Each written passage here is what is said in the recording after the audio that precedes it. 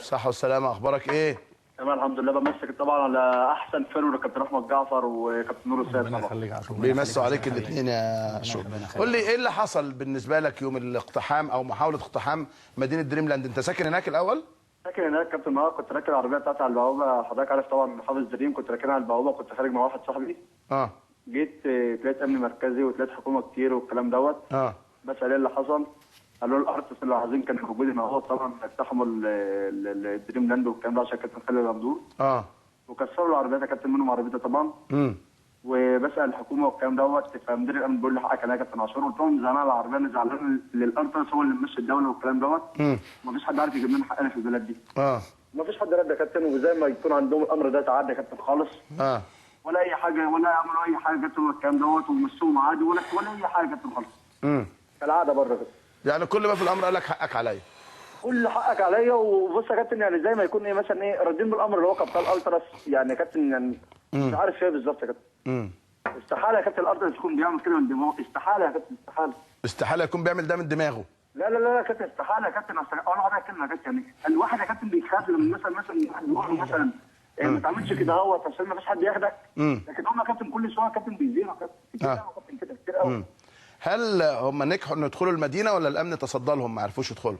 لا انا جيت في الاخر يا كابتن، تقريبا دخلوا كابتن جوه المدينه وخرجوا كده، يعني عملوا اللي هم عاوزين يعملوه، كسروا العربيات، لان عربيتي كانت جوه القريه. كانت جوه مش بره بس؟ لا لا ما كانتش بره، كانت على الباب من بره يعني. ايوه يا كابتن، على الباب بس من بره والكلام ده يا كابتن. دخلوا وخرجوا، وفي ناس اتعوروا يا كابتن والكلام دوت، وكل اللي اتعور طبعا الحكومه قالت لهم حقكم علينا والكلام دوت، والالتراس مش يا كابتن. هل ما سالتش مدير الامن ليه ما بتتصدوش، ليه ما بتتكلموش، ليه ما بتعملوش حاجه مثلا؟ ما فتحتش معاه حوار يا عاشور؟ كابتن والله يا كابتن انا لوحدي كنت وسط مدير امن ووسط لغات والكلام ده يا كابتن. انا يا كابتن قلت لهم انا صعبان عليا البلد يا كابتن اللي انتم مش عارفين تحكموه. قلت لهم مش هينفع الالتراس يدينا على دماغنا، مش عارفين نلعب كوره، مش عارفين نعمل اي حاجه، وانتم شايفين يبقى حاجه تقرف والكلام ده يا كابتن. نستنى حد يرد يا كابتن؟ مفيش. في الاخر خالص يا كابتن انا حقك عليا يا كابتن عاشور والكلام ده. عاشور لسه بتروح تتمرن وكده ولا لا؟ بنتمرن بس الملل يا كابتن، يعني بتتمرن مش عارف يا كابتن، حتى بيطلع لها كل يوم بيبين يا كابتن او رئيس الاتحاد ما عادش في حد بيتكلم خالص على الكوره خالص يا كابتن. لسه يا كابتن اقول لحضرتك كلمه يا كابتن، مفيش كوره هترجع يا كابتن طول ما فيش قانون يا كابتن. ثاني حاجه يا كابتن، المحاكمه يا كابتن لو يوم 4 وال 74 لو ما تعدموش يا كابتن، هم عاوزين يعدموه حتى يا كابتن، او الظلم لازم يتعدم. ازاي؟ لو ما تعلموش يا كابتن مفيش كوره يا كابتن، الارض بتاعتك مفيش كوره. الناس هتساندهم وكل الناس هتساندهم والكلام ده. والناس يا كابتن اللي بتصدي كده حضرتك عارفهم يساعدوهم على كده. هل مرتباتكم وعقودكم لسه شغاله ولا فيها تاخير؟ لا اللي احنا يعني الحمد لله اللي احنا في نادي محترم يا كابتن، يعني اخذنا 30% من فلوسنا والكلام دوت. يعني احنا لسه شغالين في نادي محترم يعني، بس يا كابتن بس فلوسنا السنه اللي فاتت يا كابتن 25% الاخيره ديت اللي احنا طيبين فيها ديت خلصت خلاص. والناس مش حاسه كابتن بينا لو مفيش كوره كمان سنه كده زي ما حضرتك بتقول، مفيش كوره السنه الجايه ومفيش كوره السنه اللي بعديها زي ما حضرتك بتقول بالظبط كده. عاشور الادهم اشكرك شكرا جزيلا. واضح يا احمد انه خلاص يعني بدا كمان حته احباط تيجي اللعيبه يروح ماتش، يعني واضح ان القصه معاكم يا اما تلحقوا انتوا الامر بالوقفات اللي بداتوا تعملوها دي وايصال صوتكم، يا اما الرياضه هتنتهي تماما في مصر. اكيد طبعا يا كابتن، احنا لو ما ضغطناش الفتره الجايه، ما بقناش للناس الرياضيين عامه، احنا الفتره الجايه لو ما ضغطناش ممكن الدوري ما يشتغلش سنتين ثلاثه يا كابتن كمان. سنتين ثلاثه انا بتوقع كده. فانا بقول لهم يعني كل واحد يدور على اكل يعيشه، ولازم كلنا ننزل ونبقى ايد واحده زي ما حضرتك قلت، كلنا ايد واحده، وهتبقى سلميه جدا جدا، لا هنكسر ولا هنحرق ولا هنولع في البلد. بس احنا هنبقى ناس محترمه جدا، وهننزل بعدد كبير جدا ان شاء الله. وان شاء الله الدوري هيرجع باذن الله. طيب نور، شايف انه الدرجه الثانيه ممكن بالفعل النشاط يتعمل ولا ده مستحيل؟ لانه الدرجه الثانيه هتطلع دوري ممتاز والدرجه اللي تحتها هتطلع درجه ثانيه، وبالتالي ما ينفعش في نشاط يرجع ربع نشاط والربع الثاني او نص نشاط والنص الثاني ما يرجعش. اكيد يا كابتن احمد، احنا بنضحك على نفسنا لما نقول الدرجه الثانيه هتبدا والدرجه الثالثه هتبدا. ما فيش دوري في مصر غير الدوري الممتاز، لازم يتلعب اول حاجه. الدرجه الثانيه هتطلع هتلعب والدوري هيمشي.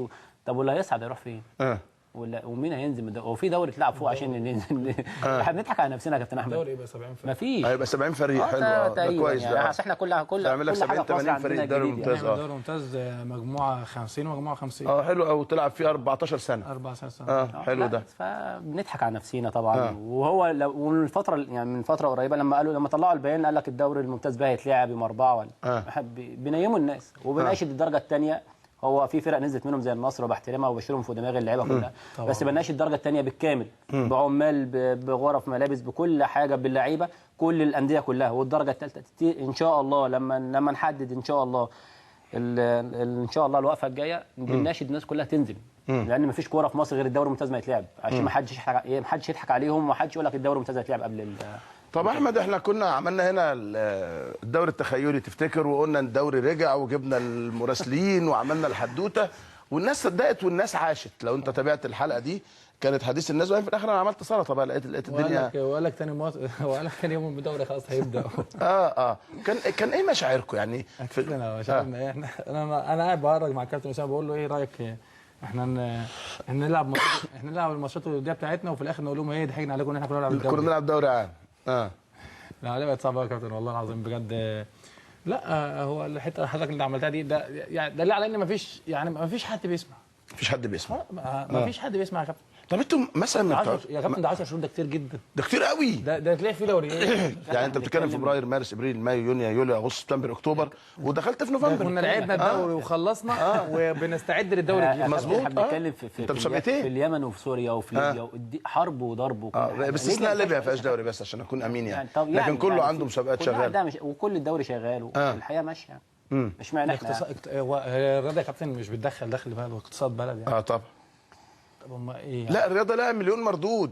مردود المتعه عند الناس، مردود الدخل القومي عند الناس. انا مع حضرتك بس يعني هي ما بتدخلش فلوس الرياضه. لا ما انا بقول لك لها مليون مردود. من الناحيه الماديه يا كابتن. من الناحيه الماديه ومن الناحيه المعنويه. من ناحيه الناس في مصر بتتكلم اهلي وزمالك واسماعيلي ومحله واتحاد. مصر كلها بتناشد ان الدوري يتلعب. انا بشوف مع حضرتك مع كابتن مصر كلها بتناشد. اشمعنى يا جماعه مش عايزين الدوري يتلعب؟ مصر كلها والرسائل مع حضرتك والمسجات والمكالمات التليفونيه، الناس كلها من كل حته في مصر عايزين الدوري يتلعب. ليه احنا مش عايزين الدوري يتلعب؟ ليه؟ احب افتح لكم التليفونات نشوف ردود افعال الناس. بس عايز اسالك يا نور، في حاجه جميله شكلها هتحصل خلال كام يوم بصرف النظر ان حزب الحريه والعداله ولا مين اللي منظمها، انه منظم دوره وعرفت انه الزمالك هيدخل فيها والاسماعيلي هيدخل فيها، هتبقوا مبسوطين انه حتى على الاقل بتلعبوا ماتشات وديه منتظمه، تحسوا انه دوره كويسه وتبقى بدايه انه ممكن النشاط يرجع؟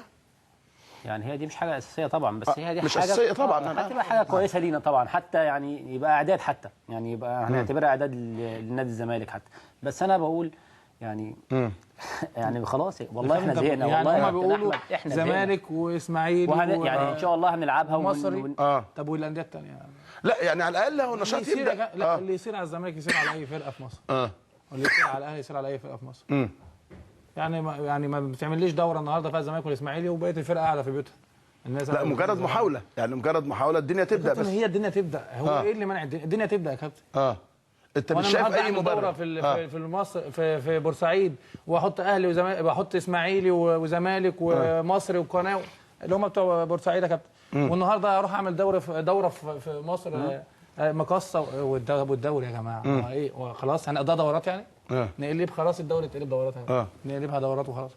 انت كل ده مش شايف ان في اي مبرر لايقاف النشاط؟ لا خالص. لا خالص طبعا. هي حته يعني انا مش عايز يعني الشهداء دي يا جماعه على راسنا والله العظيم على راسنا. وكلنا متضامنين معاهم جدا يا كابتن. ولو ما جاش حقهم احنا نجيب لهم حقهم. نعم. احنا واقفين معاهم لحد ما حقهم يجي. صحيح. مش هنقول لا اللي يقول لا ده يبقى عيب. يبقى عيب عليه وعيب في وشه. لان واحد زي اخوه مات طبعا. نعم. لو الشهداء دول ما جاش حقهم احنا اول ناس هنقف جنبهم، لان احنا اول ناس وقفنا جنبهم في الاول يا كابتن. وهنقف جنبهم لحد ما يجي حقهم. نعم.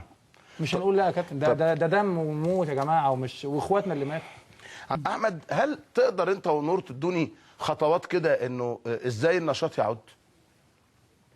انا طبعا اول خطوه بتمنى ان رئيس الجمهوريه يقعد مع الناس الرياضيين في مصر. رئيس الجمهوريه ليه؟ ما وزير الرياضه كفايه.